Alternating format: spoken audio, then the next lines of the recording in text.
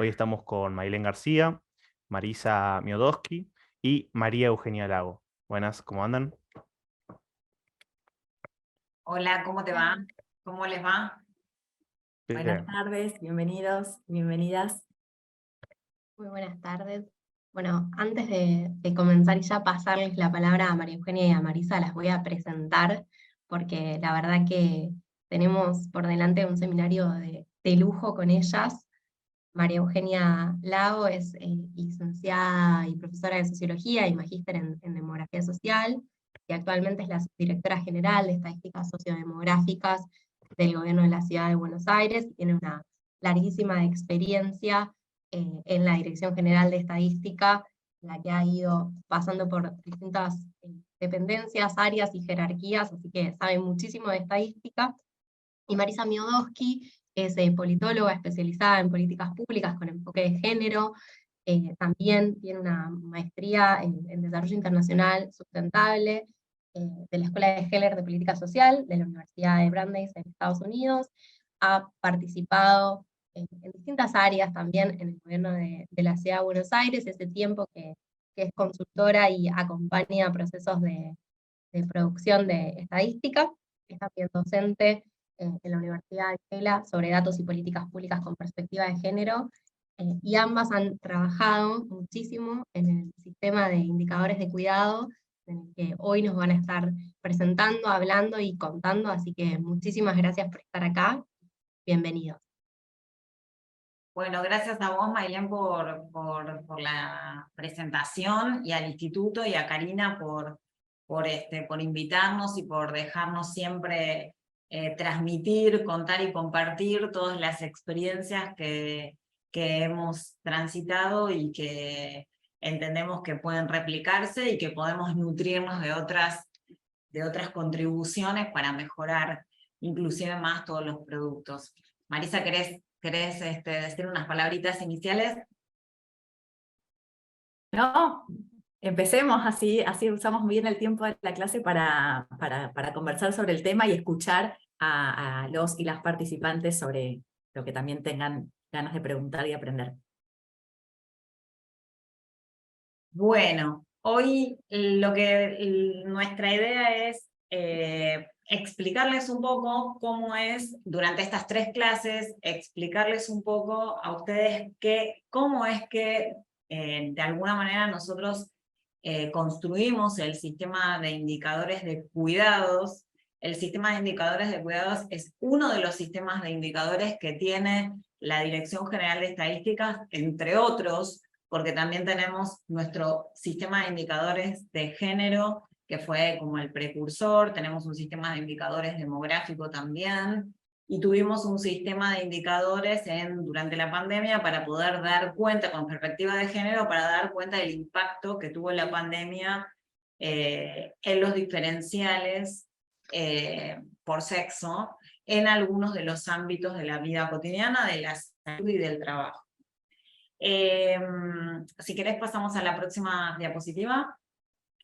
El objetivo entonces sería poder entender un poco cuál es el marco conceptual que nos ayuda a nosotros a ordenar un sistema de indicadores. Un sistema de indicadores, y me voy a detener un poquito acá, es una manera de ordenar los datos, ordenar los indicadores, para que esos indicadores con algún sentido nos puedan contar una historia, nos puedan hablar de determinadas variables, de determinadas problemáticas, y que nos puedan decir cuál es su grado de evolución, su diagnóstico de qué es lo que falta, de qué es lo que se necesita, tanto a nivel de lo que se necesita y es necesario que la gestión lo tenga en cuenta, como qué es lo que se necesita desde un punto de vista de la producción de los datos también, porque a veces se tienen limitaciones respecto de qué datos nosotros necesitamos construir y todavía no tenemos construido para poder dar cuenta de determinados fenómenos que envuelven la problemática o la temática que nosotros queremos abarcar. Luego lo que nosotros vamos a tratar en las sucesivas reuniones, hoy nos vamos a dedicar entonces al marco conceptual, o sea, cuál fue el orden que de alguna manera nosotros elegimos para presentar los indicadores, que creemos que le da sentido a ese conjunto de indicadores.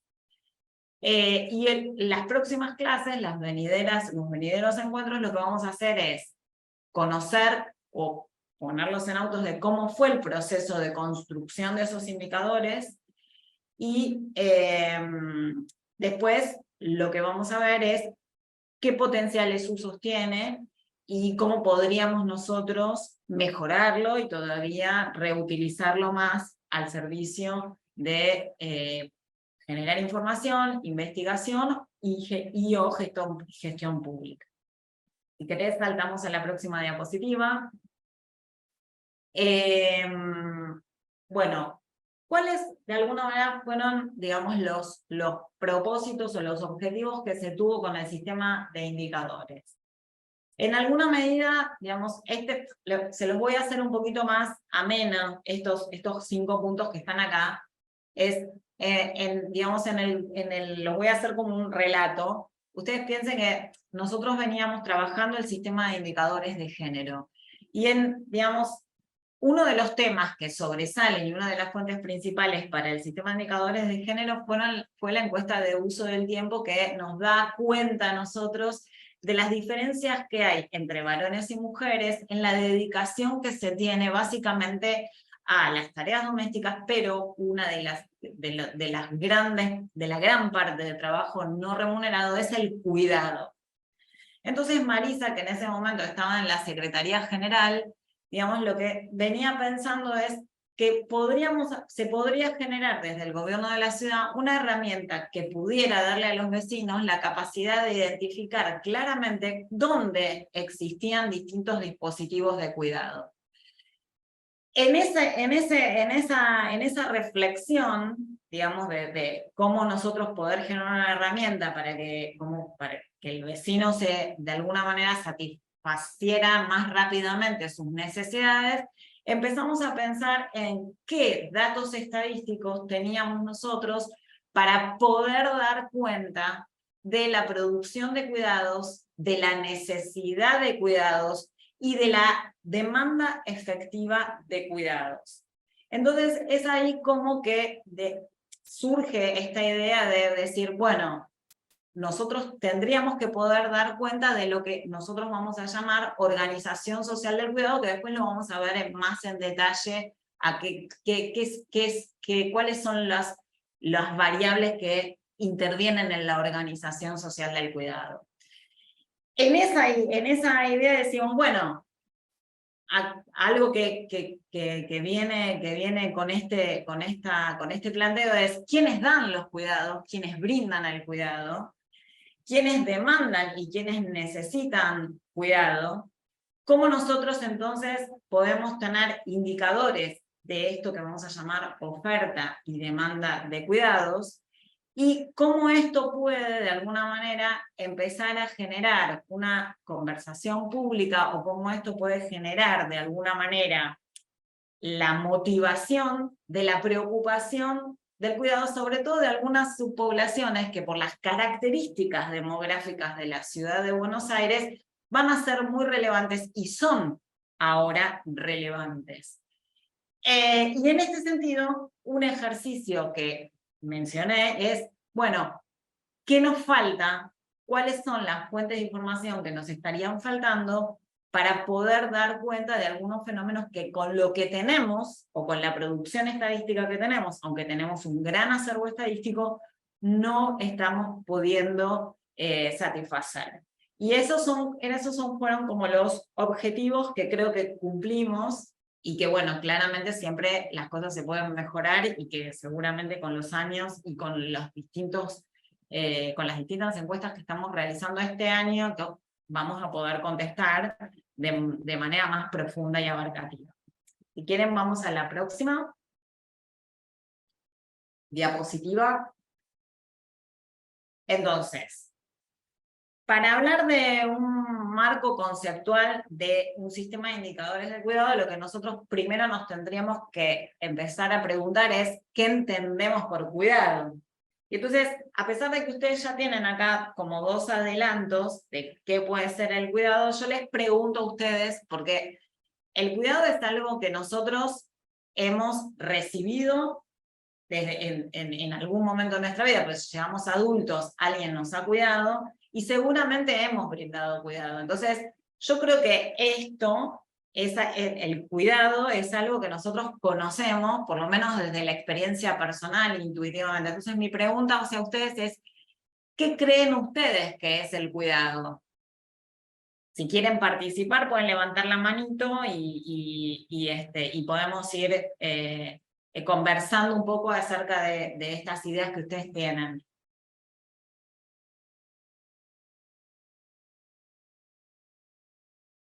¿Nadie se le ocurre nada? ¿Nadie fue cuidado? Ahí, Sí, ahí levantaron la no mano, a ver, sé. espera. Ahí Welcher, creo que ya puedes hablar. Sí, hola, muy buenas tardes, ¿cómo están? Pues mira, digamos de una manera muy subjetiva, pienso que el cuidado pues es una labor que es necesaria y que cruza toda la vida, transversal toda la vida del ser humano, ¿no? Entender el cuidado es como que ver todas esas necesidades que están intrínsecas, tanto no solamente como lo planteas tú desde la niñez y las personas adultas, sino también como el cuidado de tradiciones, culturas. Por ejemplo, todo aquel que tenga miedo es porque tiene un sector de cuidado. Y ver el cuidado como un concepto es también darse la oportunidad de que es una colcha de retazo, es decir, el cuidado como concepto tiene unos significados, unos significantes y digamos, una variable que solamente significa para un sector en específico, por ejemplo, para las comunidades que están asentadas desde un enfoque étnico, para las comunidades negras, comunidades indígenas, el cuidado puede ser muy, digamos, muy conflictivo frente a esas, digamos, como visiones que recrean dentro de una comunidad. No sé. Muy bien. ¿Qué? ¿Guadalupe? No tengo.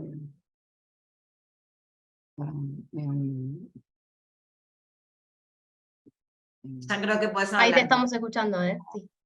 Ok, ¿qué tal? Buenas tardes. Y bueno, creo que son muchas cosas. En principio está bueno pensarlo desde esta visión de derechos, ¿no? Como es un derecho que todos y todas tenemos a ser cuidados y al autocuidado también, ¿no? Me parece que eso también es súper importante pensarlo desde el lado desde una responsabilidad sobre uno mismo también para después poder brindar cuidado a otros, a otras y a otros. Me gusta pensarlo como un derecho que todos tenemos. Además de como un trabajo, ¿no? Que me parece que son esas cosas que están muy invisibilizadas cuando se habla de cuidado. Muy bien, gracias. Paula. Hola, buenas tardes. ¿Me escuchan? ¿Sí? Perfecto. Sí, el cuidado, si lo vemos en el marco de la pandemia, fue muy importante en la comunicación con el vecino, ¿no es cierto? El cuidado primero de la escucha que necesitaba el vecino y después a partir de esa escucha, en qué lo podíamos abordar. Desde la experiencia personal, estamos, al menos, la parte socioeconómica, ¿no? El tema de la salud, y ayudarnos con el tema de la higiene, por ejemplo, ¿no? Los cuidados, los primeros cuidados de la higiene en época de pandemia, cuando no se sabía mucho cómo abordar la temática, el contexto. Bueno, sabíamos que era lavar las manos, alcohol, ¿no? Bueno, todas esas cosas en ayuda del vecino, aportándole esa información, y bueno, acercándole en la medida que uno podía las herramientas, algodón, gasa, barbijo y esas cosas. Cuidados en contexto de pandemia, cuidados tenemos desde el día del nacimiento, porque siempre esperamos de un otro, necesitamos de un otro para crecer, para subsistir. Bien. Y ahí, esto último que dijiste, para crecer, para subsistir, digamos, va a enganchar un poquito esta reflexión y esto que empezó siendo, empieza y es la base de nuestro sistema de indicadores, ¿no? O sea, uno podría pensar que el cuidado puede llegar a ser solamente la crianza y la educación de los niños, y de pensarlo desde ese lugar, o pensarlo como una variante un poco más amplia, que es todas las acciones necesarias para la reproducción de la vida.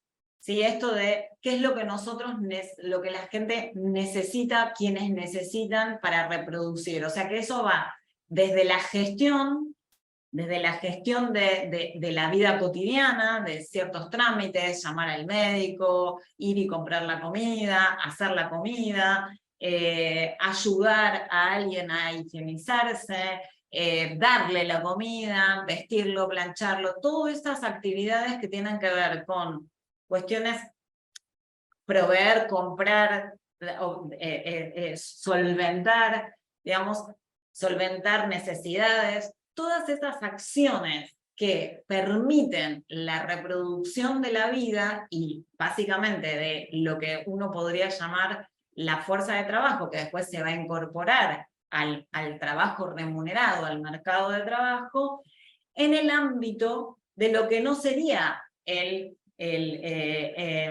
digamos, el mercado en sí, sino que es la vida cotidiana, en la vida cotidiana de la gente. Entonces, un trabajo, o sea, la población no puede reproducirse sin ese bonus track que le da el cuidado, que tiene que ver con la reproducción. Y ahí también viene el autocuidado, porque el autocuidado, digamos, implica determinadas cuestiones, tomo lo de Guadalupe, que de alguna manera permiten que esas personas puedan seguir brindando cuidado. Una persona que no está en condiciones de brindar cuidado no está permitiendo de alguna manera generar una red, un encadenamiento de cuidados que permitan la reproducción de las condiciones materiales de vida.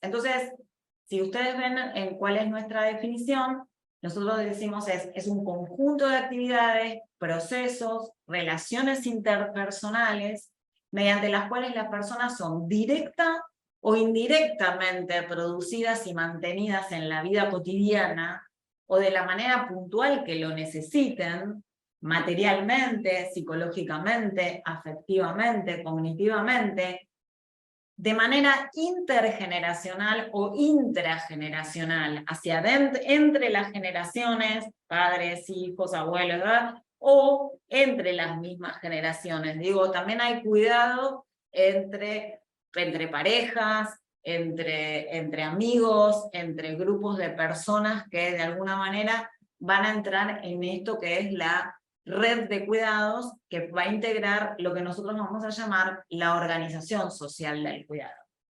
Nosotros cuando hicimos, si quieren pasamos a la próxima diapositiva, cuando nosotros trabajamos en el sistema de indicadores de cuidados, tuvimos como 2 asesoras, una fue María Ángeles Durán y otra fue Valentina Perrota, una es uruguaya y otra es española, y la definición de María Ángeles es que es la gestión cotidiana del bienestar propio y ajeno, y ahí se enganchan los dos condimentos que mencionaron hasta ahora. Contiene actividades de transformación directa del entorno, pero también actividades de vigilancia que principalmente requieren disponibilidad y resultan compatibles con otras actividades simultáneamente.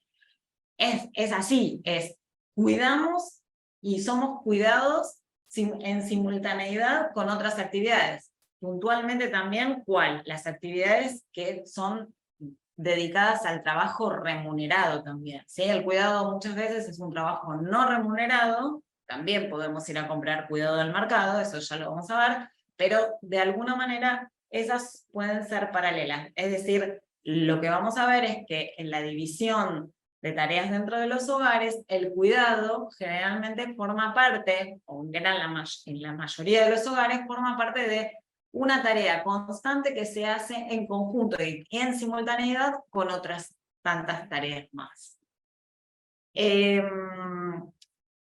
Bueno, cuando nosotros pensamos en esta definición, nosotros vamos a un marco conceptual en donde de alguna manera lo que se está planteando es cuál es lo que se denomina el diamante del cuidado, y ese diamante del cuidado es de alguna manera una forma de poner quiénes son los actores que brindan cuidado. Ustedes lo van a ver en los vértices, ¿sí? Que es el Estado, el mercado, los hogares y las organizaciones sin fines de lucro, y quiénes son las principales subpoblaciones que son, de alguna manera, población objetivo de ese cuidado. Aunque, de alguna manera, no necesariamente esas subpoblaciones, o sea, población en edad activa plena también,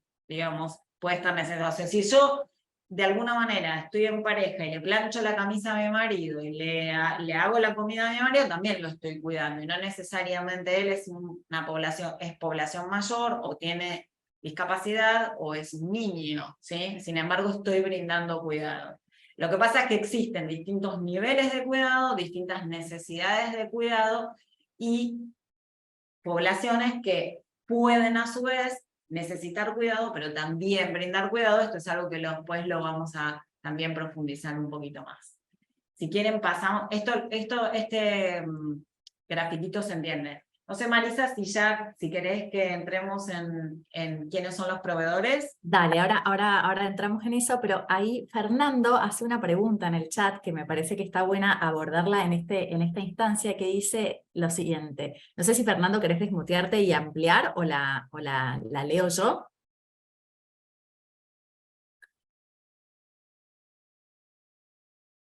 Fernando, si querés, levanta la mano para eso, así te desmuteamos, porque no me aparece a mí rápido en la pantalla.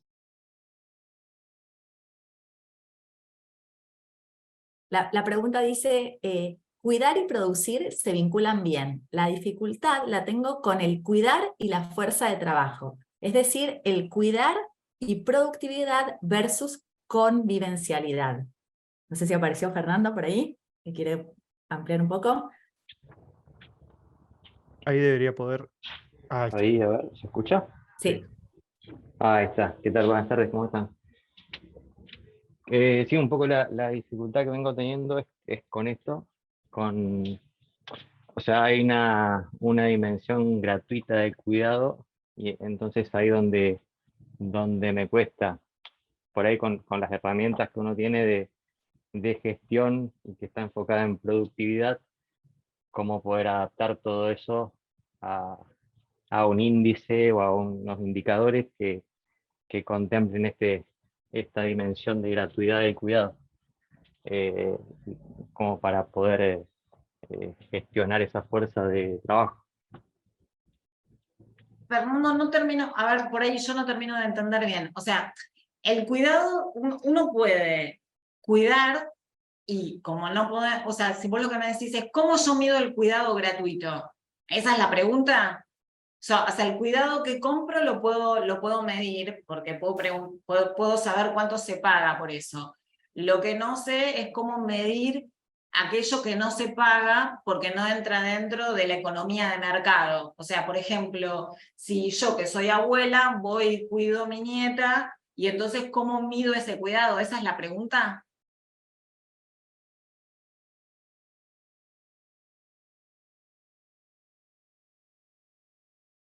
Habría que desmutear a Fernando, Sí, pero, ya ahí. pero me parece que va Tal por cual, ese lado. tal cual. Bueno, Ah. ahí, Fernando, bueno, mirá qué bueno la pregunta que haces, me encanta, porque me da pie para contestarte de cuáles son las formas para medir, o sea, para medir justamente esto. Una de las encuestas, uno de los tipos de encuesta que realmente miden esto, y aparte, digamos, no me quiero ir muy, o sea, me entusiasma tanto la pregunta que no sé por dónde empezar a contestarte. Hay un tipo de encuestas que se llaman encuestas de uso de tiempo, ¿sí? Que nosotros ya hicimos una en 2016, y ahora este año justo vamos a hacer nuestra segunda onda. Esas encuestas lo que hacen es preguntarle a las personas, y sobre todo la ciudad de Buenos Aires la hace con esta metodología, por el diario de actividades del día de ayer. Entonces existen unos nomencladores de esas actividades que lo que nos van a decir es cuánto tiempo le dedicaron a esas actividades. Y entonces van a clasificar esas actividades, y justamente las actividades de cuidado y de trabajo doméstico van a quedar clasificadas con algunos códigos que nos permiten a nosotros dos cosas. Saber, uno, qué porción de la población participa en tareas de cuidado y en tareas domésticas, y el otro punto es cuánto tiempo le dedican con y sin simultaneidad a esas tareas. Entonces, eso después pasa por un proceso económico que nos permite a nosotros valorizar ese tiempo. Y al valorizar ese tiempo se calcula algo que es la cuenta satélite de trabajo no remunerado, que entra dentro de lo que es el producto, ¿sí? Entonces, uno puede decir cuánto del trabajo total, que es remunerado y no remunerado, corresponde al trabajo no remunerado, y quiénes, de alguna manera, son los principales, o somos las principales protagonistas de ese trabajo no remunerado, que en parte es trabajo de cuidados. Entonces existen herramientas específicas para la medición de ese cuidado, ¿sí? Que son estas encuestas. Son encuestas muy específicas, muy onerosas, pero que de alguna manera brindan una información muy interesante. La ciudad tiene calculada ya la cuenta satélite de trabajo no remunerado del 2016, es el 13% del producto, y el 70% corresponde a las mujeres. O sea, de ese porcentaje, el 70% lo generan las mujeres.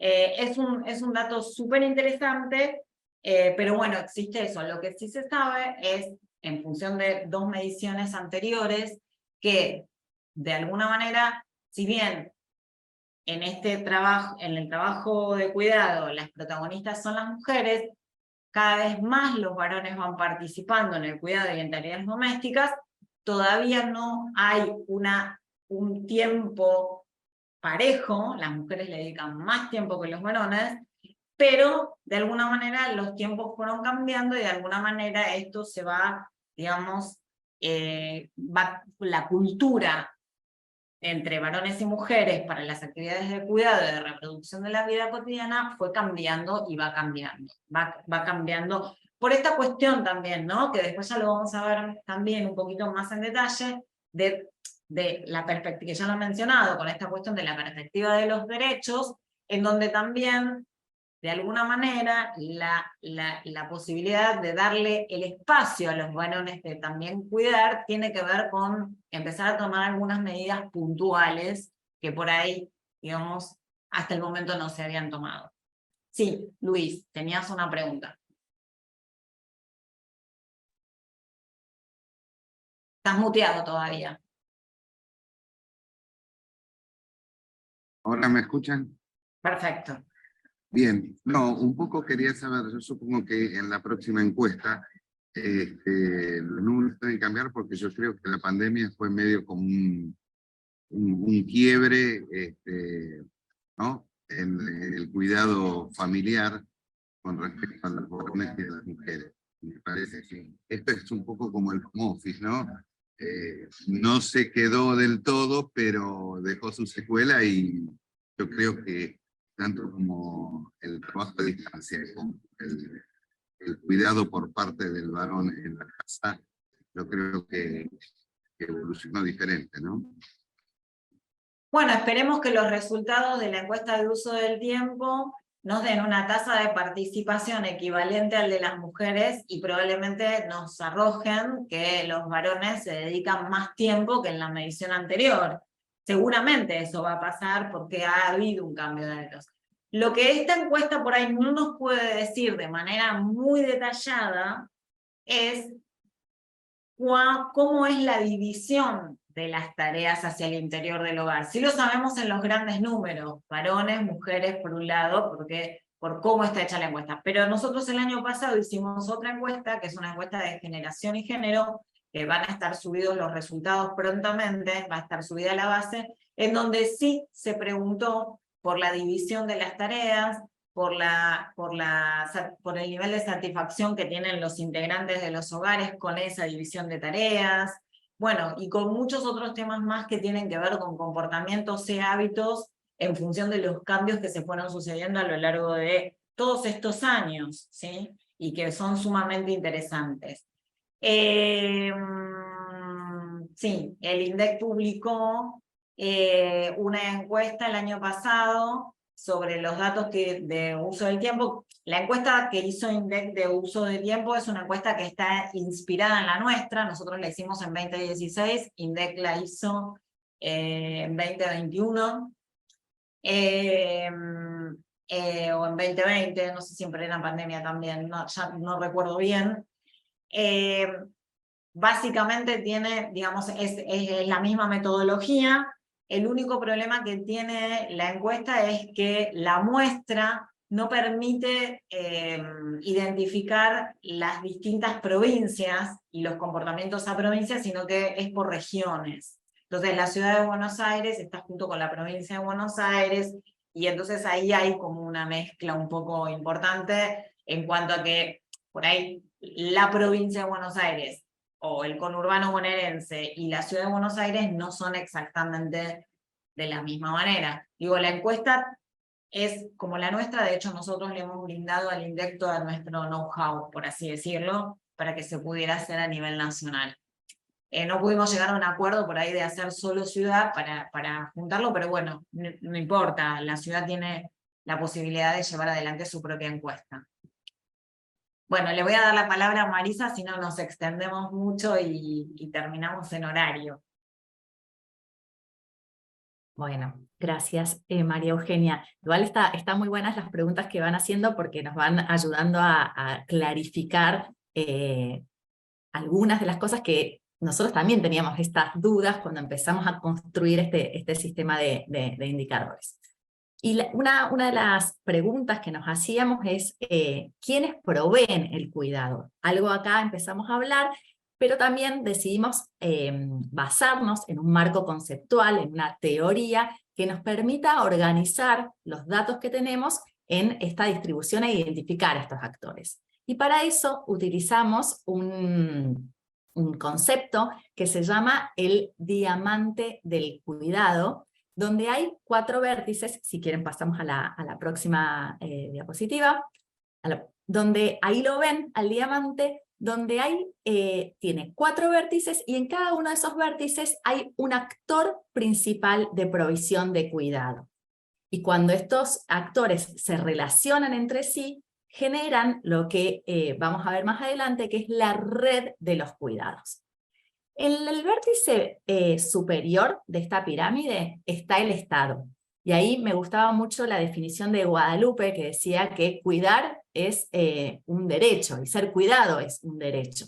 Los derechos, como todos sabemos, son garantizados por los estados. ¿De qué manera? A partir de diferentes acciones. Por un lado, por la regulación, ¿no? Hay leyes que regulan quiénes y cuándo y cómo tienen ese derecho a ser cuidado y a cuidar, ¿no? El derecho a cuidar está, por ejemplo, materializado por las licencias para cuidar, las licencias de nacimiento, de maternidad, de paternidad. Y cuidar es una obligación, sí señora, como dice ahí María Estela María. Otra forma que tiene el Estado de ofrecer estos servicios de cuidado y garantizar el derecho de cuidar y ser cuidado es a través de la infraestructura. Y acá, por ahí los ejemplos más concretos son las guarderías, los servicios de cuidado para niños, niñas y adolescentes, los geriátricos para personas mayores. La tercera forma que tienen los estados de garantizar estos derechos es a través del financiamiento. ¿no? Otorgando presupuesto, asignando presupuesto para que esos servicios funcionen, pagando los sueldos de los y las cuidadoras, con las contribuciones a la seguridad social que permiten después que las personas puedan tomar esas licencias para cuidar a sus hijos, a terceros, a quienes necesitan el cuidado. Otro vértice de esta pirámide, pasamos a la próxima, por favor, está dado por los hogares. Y acá está el tema que decía, ahí se me fue el nombre de la persona que hizo la pregunta sobre el cuidado no remunerado, el cuidado gratuito que dijo, ¿no? Como eso tiene ¿cómo lo medimos? ¿Cómo se identifica ese cuidado? Y ese cuidado, como bien dijo María Eugenia, es no remunerado, lo que no significa es que no tenga un valor. Y adentro de los hogares se dan diferentes dinámicas. Esto que llamamos la división sexual del trabajo, al que también María Eugenia daba algunos datos, adelantaba alguna información donde las mujeres adentro de los hogares tienen mayor carga de cuidado, están cuidando más que los varones. Y cuando hablamos de mujeres, no solamente hablamos de mujeres en relación a sus parejas, sino también hay una división intrageneracional, y cuando hablamos de hermanos y hermanas, generalmente son las niñas las que están más a cargo del cuidado de la casa o del resto de los familiares, y también en el cuidado intergeneracional existe esta división sexual del trabajo. Y está el tema que ella también mencionaba, el de las abuelas, ¿no? Son las abuelas las que están cuidando y asignando un montón de tiempo a la reproducción de la vida que hablábamos al principio, que es esta definición del cuidado. Ahora les voy a copiar en el chat un link a un estudio que hizo el Banco Interamericano de Desarrollo, donde midió la cantidad de tiempo que cuidan las abuelas en México.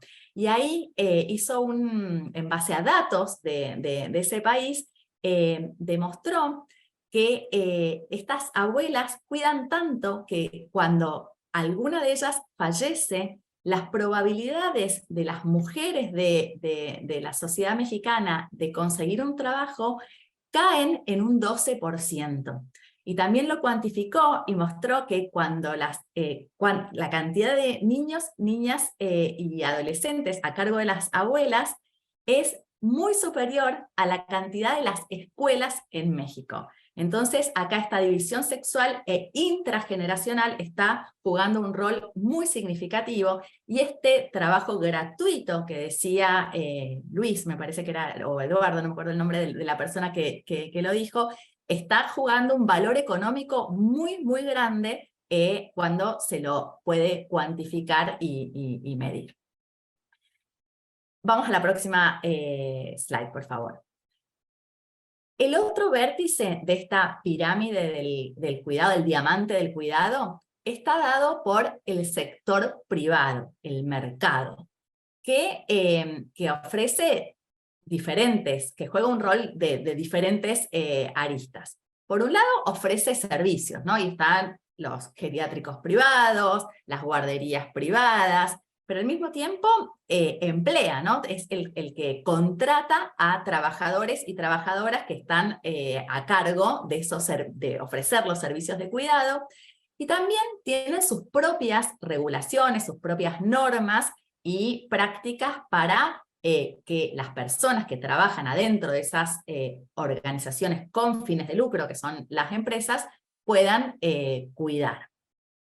Y del otro lado de la pirámide del diamante del cuidado, pirámide del cuidado, está la comunidad, ¿no? Las organizaciones de la sociedad civil, que son muy diversas, que varían en la ciudad de Buenos Aires en relación a la Argentina, de la Argentina en relación a diferentes países del mundo, y que también ofrecen servicios de cuidado. Acá ya dos personas hablaron mucho de lo que pasó en la pandemia con los cuidados y cómo se pusieron en evidencia todos los cuidados que se necesitaban, no solamente sanitarios, sino del apoyo social y emocional que dijo ahí Paula. Bueno, las organizaciones de la comunidad, de la sociedad civil en la Ciudad de Buenos Aires jugaron un rol muy significativo ofreciendo estos servicios de cuidado, a través de la organización de comedores, a través de la gestión de los vacunatorios, a través de la difusión de información y prácticas de cuando estaba el momento del aislamiento y demás. Entonces, estos 4 actores proveen de diferente forma y con diferentes recursos cuidados. ¿A quiénes se los proveen? ¿Quiénes son los que reciben esos cuidados? Como hemos venido hablando, son un montón de personas, pero nosotros los hemos agrupado para la construcción de este sistema de indicadores de cuidado en 3 poblaciones específicas. Pero antes de hablar de eso, por ahí María Eugenia quiere contarles un poco de cómo se da esto que yo hablaba de la red de los cuidados y la interrelación que se generan entre estos 4 actores de la pirámide.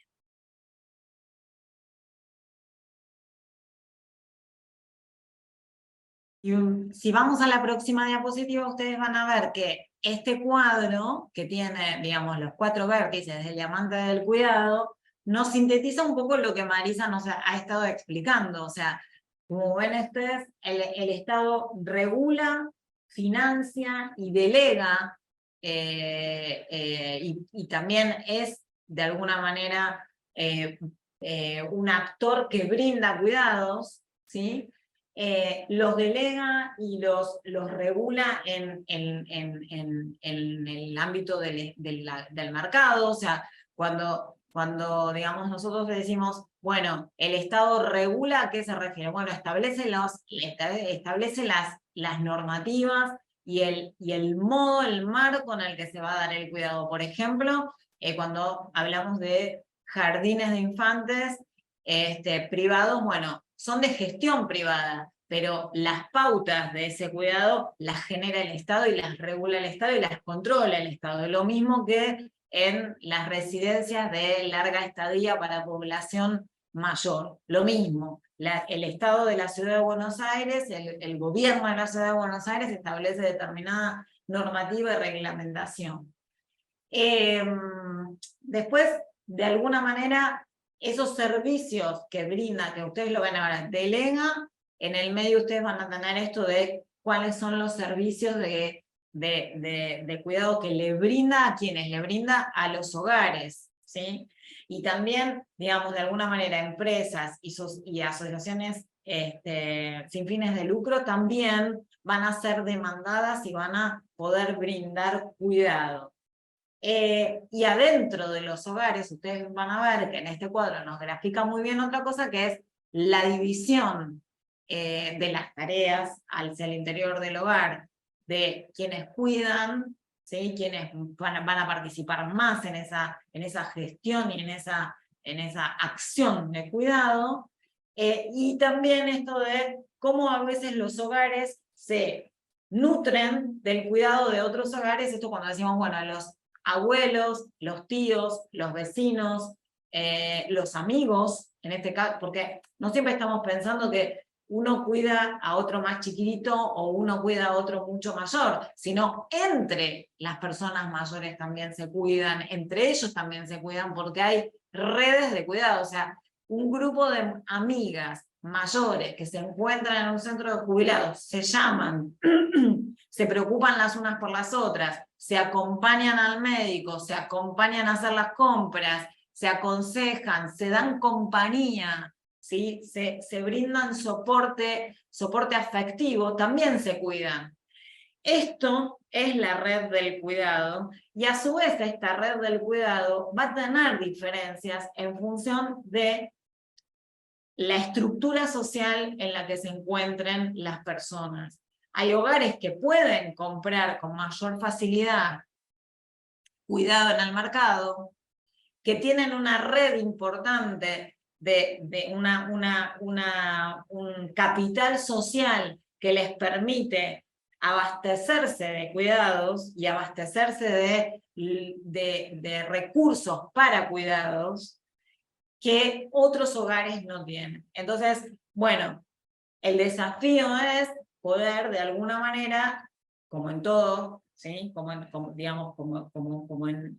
muchas otras temáticas, o sea, como en el ámbito educativo, como en el ámbito de la salud, poder de alguna manera brindar un estándar de cuidado que no solamente, que la población no entre en déficit y que esto le impida, digamos, reproducirse en función del lugar desde donde parten, ¿sí? Cuando nosotros hablamos de la educación, lo deseable es que independientemente del lugar de donde se parta, todos tengamos la posibilidad de educarnos y de poder seguir creciendo en función de nuestro libre albedrío y voluntad para seguir educándonos y acceder a distintos beneficios que nos da la educación. Lo mismo con lo del cuidado, o sea, el perder red de cuidado nos va a quitar a nosotros posibilidades sociales y materiales y de acceso. Y eso es un empobrecimiento, ¿sí? El empobrecimiento, o sea, no tener tiempo para autocuidarse, no tener tiempo para cuidar, no poder recibir cuidado, nos merma las posibilidades. Entonces, bueno, el gran tema es este, ¿sí? ¿Cómo poder satisfacer un piso de cuidado que iguale condiciones? Y esto es como lo muy complejo en una sociedad, sobre todo como la de nuestro país y en muchos casos de América Latina. Pero bueno, digamos, la idea es poder visualizar estas dificultades para que esto forme parte de la conversación y de la preocupación por lograr un mejor estándar de vida a partir de esto, ¿no? Si quieren, seguimos. Ahí me parece que Luis tiene una pregunta, te la tomo y después me meto con las poblaciones receptoras de cuidados. Dale, Luis. ¿Me escuchan? Sí. Sí, por lo expuesto hasta ahora, digamos, tenemos una noción que el cuidado es un hecho multidimensional, ¿no? Porque no abarca una sola dimensión. Yo creo que de todas maneras, acá también entraría un poco lo que es la teoría de la capacidad de Amartya Sen, ¿no? Donde hay que desarrollar capacidades, porque con el mismo capital, la incapacidad valga la redundancia, la incapacidad de generar estas capacidades genera, digamos, la diferencia entre quienes pueden cuidar bien y quienes no pueden cuidar, no tienen barreras para cuidar. Entonces, sí, Luisa, hay que generar esas herramientas para que a la vez se desarrollen diferentes capacidades, ¿no? Tu aporte me encanta porque después se va a enganchar con algo con lo que quiero terminar, básicamente, que es un aporte que a mí en su momento me movilizó mucho de Valentina Perrota y que yo valoro mucho de ella en cuanto a esto, de lo que vos estás mencionando, las capacidades para cuidar. Y empezar a pensar que las capacidades para cuidar no necesariamente están dentro del seno del hogar. ¿Sí? Entonces esto es algo que a mí me viene, es una preocupación y una discusión que tenemos con Marisa de hace 5 o 6 años y que de alguna manera para mí es muy interesante. Yo voy a hacer un parate ahí cuando Marisa termine su exposición y después si quieren discutimos y charlamos un poquito de eso. Me traje también un textito para leerles al respecto de ese punto. Marisa, pero si querés continúa y después seguimos hablando. Voy rápido, así abrimos la conversación, que es lo más interesante. Les mostraba antes el diamante del cuidado con sus 4 vértices, que nos permitió a nosotros organizar la información y diseñar indicadores para cada uno de ellos, para ver cómo se provee ese cuidado, y al mismo tiempo seleccionamos a 3 poblaciones específicas que reciben esos cuidados y que, como vamos a discutir también después de que termine de hablar, también algunos de ellos proveen esos cuidados. Por un lado, los niños, niñas y adolescentes, Y acá hablamos de niños, niñas y adolescentes que están dentro, que viven en hogares, pero también que viven en instituciones y que reciben cuidados. Personas mayores, y acá hacemos una diferenciación importante en que no todas las personas mayores necesitan el mismo tipo de cuidado, y para nuestro sistema diferenciamos a aquellas personas mayores en situación de dependencia, que van a necesitar un cuidado mayor y más intensivo, y las poblaciones con discapacidades. Y dentro de estas discapacidades incluimos a las discapacidades motrices y a las discapacidades mentales. Si querés pasamos a las que siguen, pero lo dejo ahí, porque como quedan 7 minutos, me parece más importante poder como conversar y que no queden las dudas y que las poblaciones se sabe quiénes. Me parece que es fácil de saber quiénes son y las vamos a ver en profundidad en las próximas clases. Y además el chat está que arde, se pusieron a conversar un montón. Sí, en respecto de lo que Marisa estuvo mencionando y de lo que mencionó Luis, para mí es muy importante pensar en que, digamos, cuidar también va a formar parte, y lo que viene planteando la bibliografía es la posibilidad de emplear y generar trabajo. Que al día, o sea, que también, digamos, esas personas que se dedican profesionalmente a cuidar también tienen, digamos, un perfil determinado, pero lo importante es empezar a pensar que, sobre todo en población adulta mayor o en población mayor, el cuidado necesita ser un cuidado calificado, sobre todo en aquellas personas que son dependientes.